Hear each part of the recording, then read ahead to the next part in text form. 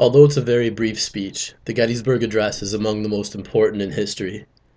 The address wasn't even the focal point of the occasion for which it was given, and was preceded by a much longer speech given by Edward Everett.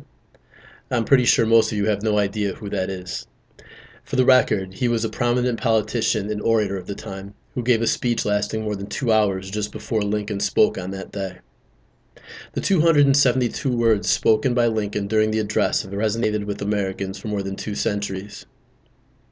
Lincoln delivered the address at the dedication of a cemetery for soldiers killed during the Civil War. The audience was attending an event that had become common during that era whenever cemeteries were established. It was a solemn occasion, requiring a speech that was respectful to both the living and the dead, and which didn't contain any potentially divisive rhetoric. My intention today is to illustrate how this speech was the perfect one for the occasion, and how Lincoln shrewdly selected the appropriate wording and phrasing to maximize impact without upstaging the event itself. Within the Gettysburg Address, Lincoln made clear why it was important for the nation to honor those who gave their lives for the greater good. Lincoln invoked the spirit of the Founding Fathers with his opening reference to the birth of the nation and the principles surrounding it. He then referenced the Civil War and the main purpose for the occasion. There was no doubt on that day that the reason for the dedication was to honor the fallen and to ensure that the memory and legacy of the soldiers we lost would live on. Lincoln made it a point to ensure that the focus of the dedication and the speech itself was on the soldiers who had lost their lives and not on the advancement of any political cause. He minimized the ceremony in even his own words, indicating that the events of that day itself would not be remembered, but the actions and sacrifices of the lost soldiers would be what would live on in memory. Lincoln was half right. While the nation certainly continues to honor its fallen soldiers, his words and the day itself do live on in the nation's collective memory. The site itself continues to be a symbol of the cause for which the Civil War was fought. He went on to say that the survivors have an obligation to continue in the same spirit of the fallen, and to keep fighting for the freedom of our nation and our people.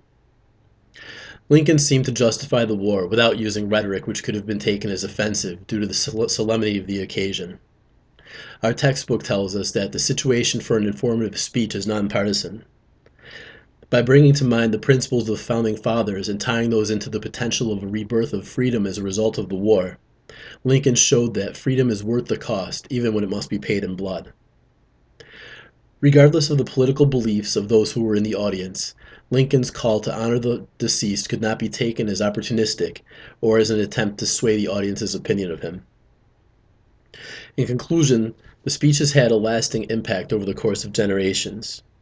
For orators, it demonstrates the ability to deliver a very meaningful speech using relatively few words. For politicians, it shows a method of delivering a powerful message at a solemn event without stirring excessive controversy. And for all Americans, as well as citizens of the world who aspire to the concepts of freedom and equality, it justifies the cause for which our nation fought all those years ago. According to ashbrook.org, the address was offered not only to enlighten Americans in Lincoln's day, clarifying the just cause for which they fought, but to educate future generations of Americans as well. The fact that we as Americans still discuss this speech and in some cases know it word for word is a testament to how well this speech achieved its purpose.